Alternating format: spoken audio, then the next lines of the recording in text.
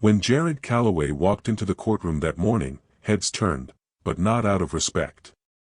At nearly 7 feet tall with a powerful frame and a crimson-red fitted t-shirt stretching over broad shoulders, Jared stood out like a linebacker at a black-tie gala. He wore dark jeans and plain sneakers, no briefcase in hand, no lawyer trailing behind.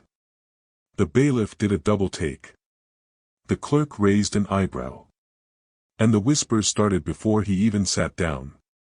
Most people in the gallery assumed he was in the wrong room, or worse, the defendant in some criminal case. But Jared wasn't there to face charges.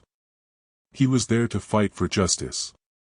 Across the room, Judge Walter Grayson adjusted his glasses and leaned back in his leather chair, clearly unimpressed. "Mr. Calloway," he said dryly, "you're representing yourself today?"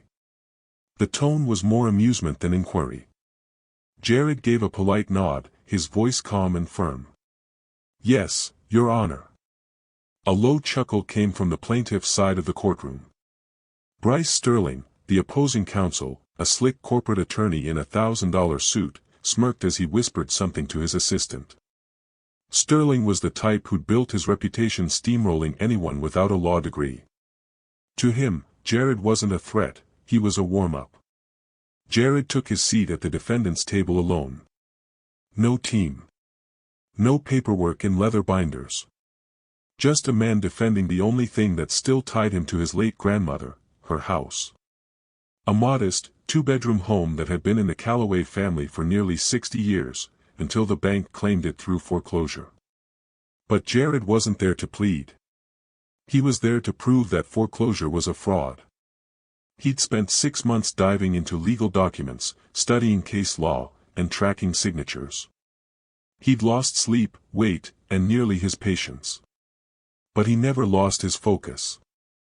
As Sterling stood to make his opening statement, confidently gesturing toward Jared without ever acknowledging him directly, the courtroom followed his lead. They saw Jared as nothing more than a desperate man clinging to hope. But what they didn't see, what they couldn't know yet, was that Jared had come armed with something far more powerful than a legal team, the truth. And that truth would soon turn every assumption, every smirk, every whispered insult into a moment of stunned silence. Because Jared Calloway, the man they dismissed based on his clothes, his size, and his silence, was about to change everything. Not with volume. Not with threats.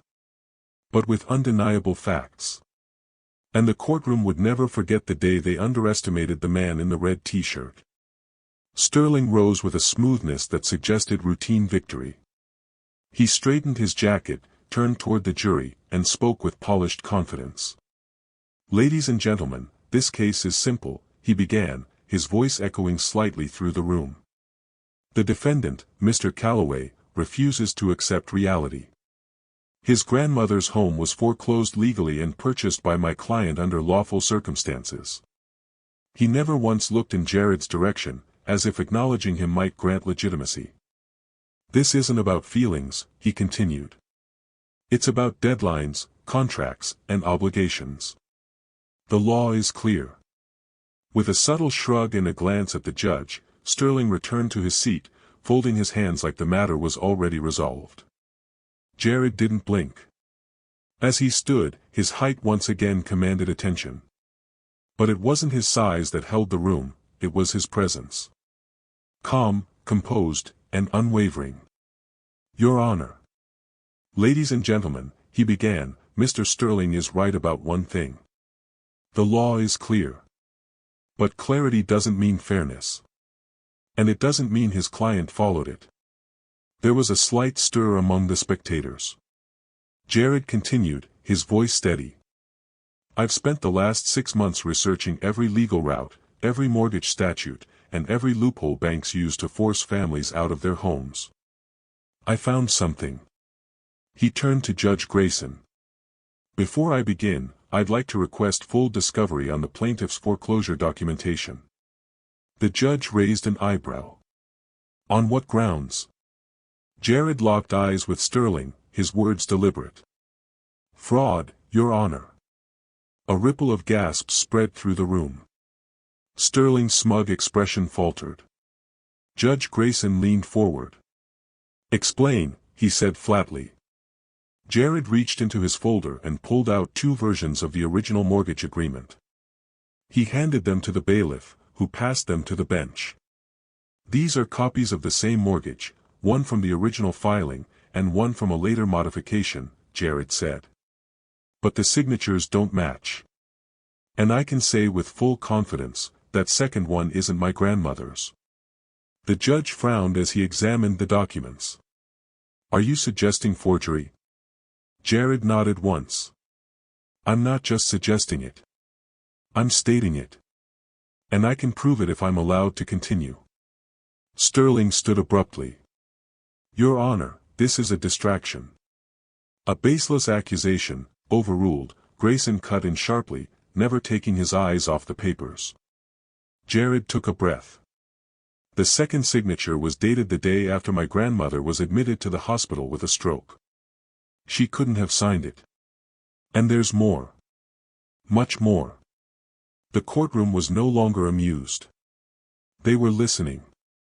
Sterling shifted in his seat, visibly rattled for the first time. Jared remained composed, lifting another document from his worn folder. Let's talk about the mortgage itself, he said, holding the room with quiet authority. This loan didn't stay with one lender. It was sold 3 times, each transfer requiring a proper legal endorsement. He handed a printed timeline to the bailiff. Your Honor, these transfers are missing key elements. Most importantly, he paused, letting the moment settle, the final transfer, the one that allowed the current bank to foreclose, has no signature. No authorization. Judge Grayson's brow furrowed as he reviewed the document. You're saying the last lender had no legal right to foreclose? Jared nodded. Yes, Your Honor. They never properly acquired the debt. The foreclosure notice they filed wasn't just flawed, it was illegal. Sterling stood abruptly, voice rising. This is conjecture. He's not an attorney. He's not qualified to interpret transfer documents. Jared turned to him, voice calm. Maybe not. But I can read. And I know when something doesn't add up. The law may be complex, but the truth often isn't. The judge exhaled slowly, flipping through the pages again. He didn't look amused anymore. He looked invested. Jared continued, this isn't just about one house. I found 2 more properties foreclosed by the same lender under similar circumstances. Same patterns. Same missing endorsements. One of them was on the same street where my grandmother lived. Different names, different homes, but the same tactics. The room was quiet except for the sound of shuffling papers. For the first time, Jared's towering presence no longer felt out of place. It felt earned. Sterling ran a hand down his face, his earlier smirk long gone. Jared's voice lowered but grew even stronger. This isn't about emotions, Mr. Sterling said. But it is. Because behind every home is a family. And behind every signature is a story. My grandmother raised 3 children in that house. She paid every bill until her stroke. And when she got sick, someone saw an opportunity to make a profit off her vulnerability. Judge Grayson leaned back, his fingers steepled in front of him. Mr. Sterling, does your client have any explanation for these inconsistencies? Sterling hesitated. We would need more time to locate the original documents. Jared folded his arms. That's fine. I'll wait. He stood taller now, not just in height, but in presence. The courtroom wasn't just witnessing a legal challenge anymore, they were witnessing a reckoning. Jared had been laughed at, dismissed, written off before he'd said a word.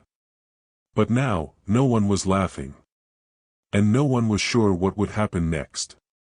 One thing, however, was clear, the man in the red t-shirt wasn't just defending a house. He was defending a principle. And he wasn't done yet. Jared paused for a moment, letting the silence settle before he moved again. From his folder, he pulled 2 crisp pages and handed them to the bailiff. Your Honor, these are the original and modified mortgage agreements. If you look closely at the signature lines, you'll notice something troubling. Judge Grayson took the papers, adjusting his glasses as he examined them. Jared continued, the signatures are supposed to belong to my grandmother, Alma Calloway. But they don't match. And more importantly, the second signature, the one on the modified agreement, was dated just one day after she was admitted to the hospital with a stroke. A murmur rippled through the courtroom. Even the jury leaned forward, suddenly engaged in a case they had once dismissed as a formality. Judge Grayson narrowed his eyes. You're saying she couldn't have signed this? Jared nodded. I'm saying it's not physically or legally possible. Across the room, Sterling straightened up, forcing a breath through his teeth. Your Honor, people's handwriting can change. Especially when they're under medical distress, Jared cut in calmly. That's assuming she signed it at all. But I don't think she did. And I intend to prove it. Jared's voice carried a new weight, not just from volume, but from conviction. There's one more piece of the puzzle, he said, pulling out another sheet. The notary listed on the modified document is Linda Myers. I located her last week. She agreed to come in today. Sterling shot up from his chair. Your Honor, this is highly irregular. This witness was not disclosed in advance. Judge Grayson held up his hand. And yet, this is a hearing, not a criminal trial. I'll allow it. The doors at the back of the courtroom creaked open as Linda Myers, a middle-aged woman with anxious eyes and trembling hands, stepped in. She made her way to the witness stand, adjusting her scarf and wiping her palms on her skirt before being sworn in. Jared stepped forward. Ms. Myers, did you notarize this mortgage modification for Alma Calloway? Linda nodded faintly. Yes. Were you present when it was signed? She hesitated, her voice barely a whisper. No. I wasn't. The gallery gasped audibly. Jared didn't rush. He gave her a moment. Then he asked, did you witness anyone else sign it in her name? Linda shook her head. No. A man from the bank brought the paperwork and said it had already been signed. He told me to just stamp it. Sterling jumped to his feet again. Objection. Hearsay, overruled, Judge Grayson said, his voice sharper now. Jared turned to the judge. That means this document was notarized without any legal verification. Which makes the entire foreclosure proceeding invalid. Judge Grayson leaned back, visibly unsettled. The once dismissive atmosphere had evaporated, replaced with a thick tension that wrapped around every person in the room. Sterling sat frozen, unable to hide the cracks forming in his defense. Jared turned slightly, glancing at the jury. Their expressions had changed, from polite disinterest to rapt attention. The man in the red t-shirt, who they thought didn't belong, was no longer on trial. He was in control. And he had just delivered the first major blow. Judge Grayson sat quietly, the papers in his hand trembling ever so slightly.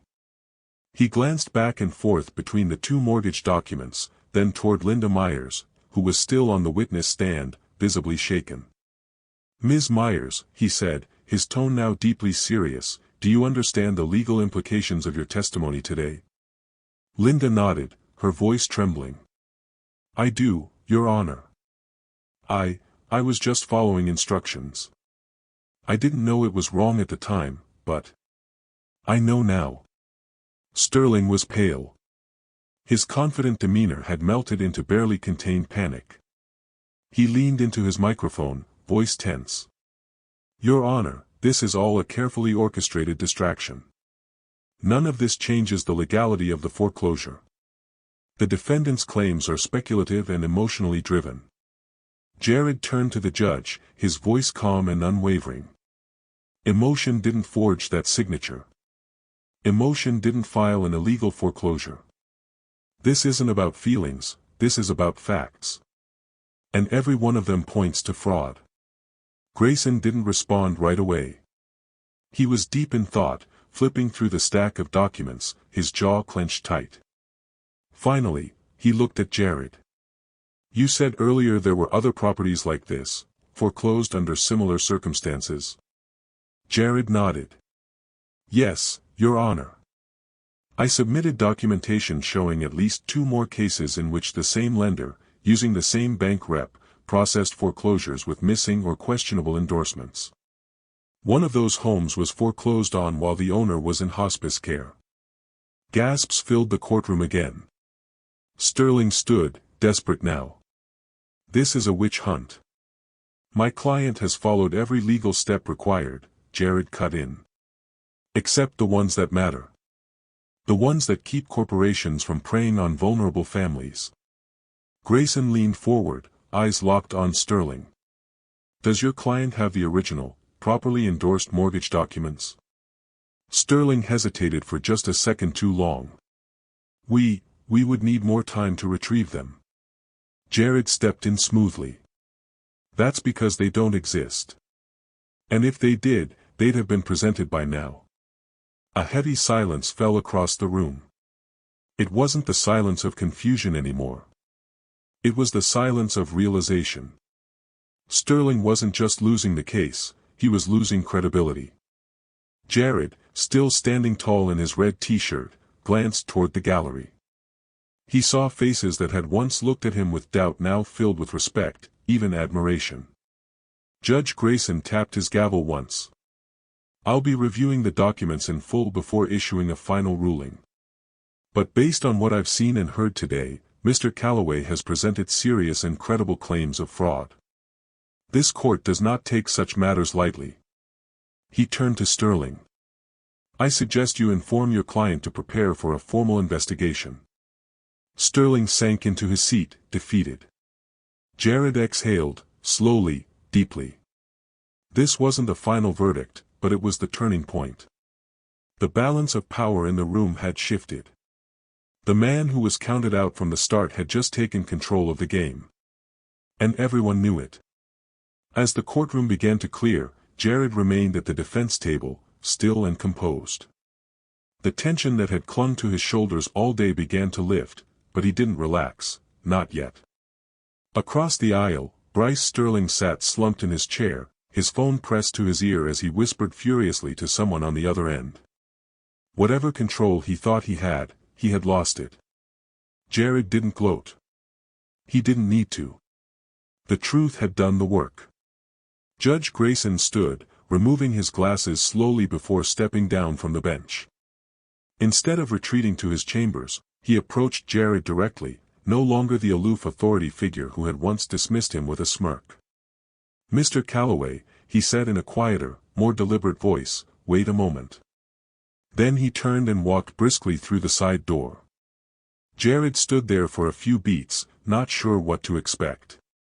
He glanced down at the documents still spread across the table, his homemade arsenal.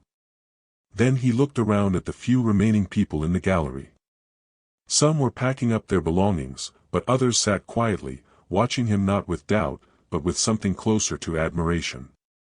A few minutes passed before the door opened again. Judge Grayson returned, this time no longer wearing his robe, just a simple gray suit, unbuttoned at the collar. His demeanor was different now. Human. Grounded.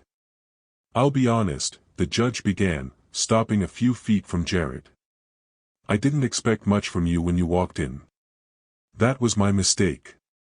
Jared offered a small nod. You weren't the only one. Grayson gave a brief smile, the kind that comes with a mix of respect and humility. What you did in there, that takes guts. More than most lawyers I've seen. You made the court listen, because you made it impossible not to. Jared looked down for a moment, then back up. I wasn't trying to prove anything. I just wanted them to stop pretending my grandmother didn't matter. Well, Grayson said, you proved it anyway. As they walked out together into the fading light of late afternoon, Jared felt the air hit different, cooler, sharper, more alive. A few spectators were still lingering on the steps, and when they saw Jared, several came up to shake his hand. One older man, in a ball cap and windbreaker, gripped Jared's hand with both of his. You spoke for all of us in there, he said. Jared smiled. All I did was tell the truth. You did more than that, the man replied. You made them listen. Jared didn't respond right away. He just looked back at the courthouse, now bathed in golden light, and breathed in deep. It no longer felt like an enemy. It felt like a place where something had shifted, where a man in a red t-shirt had walked in underestimated, and walked out undeniable.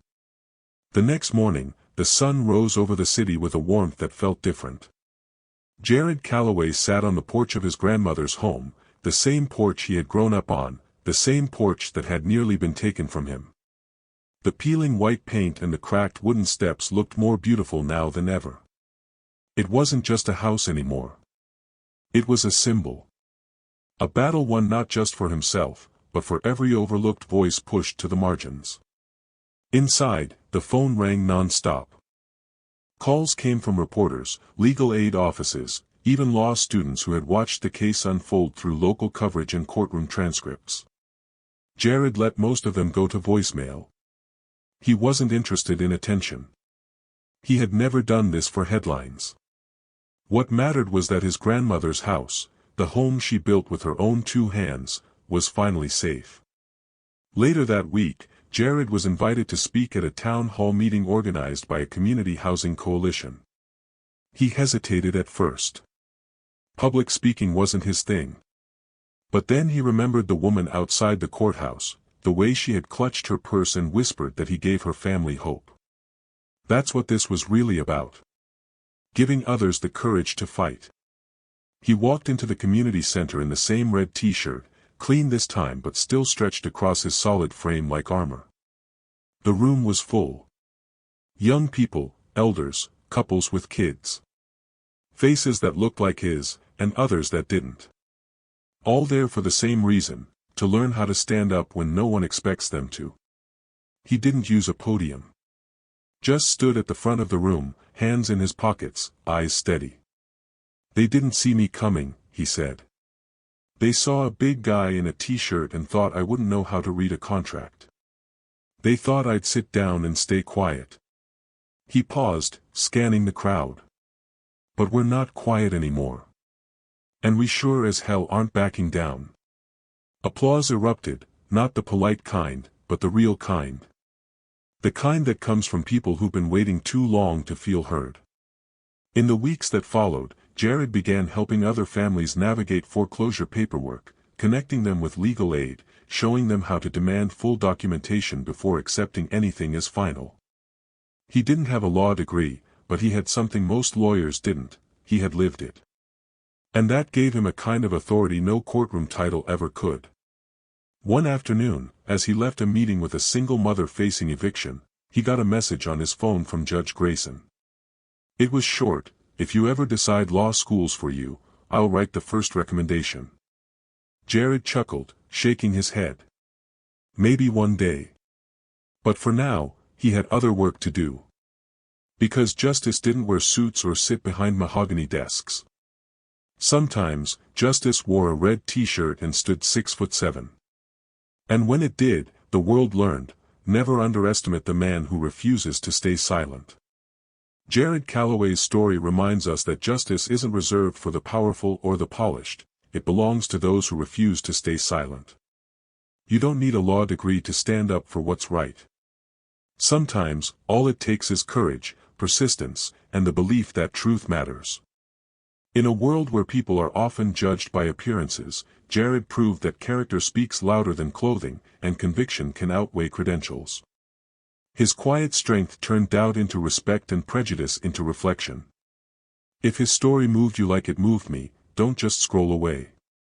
Leave a comment, tell me what it made you feel or reminded you of. Like the video if it stirred something real. And if stories like this speak to your heart, I'd be honored to have you subscribe. This channel isn't just about storytelling, it's about seeing each other fully, one story at a time.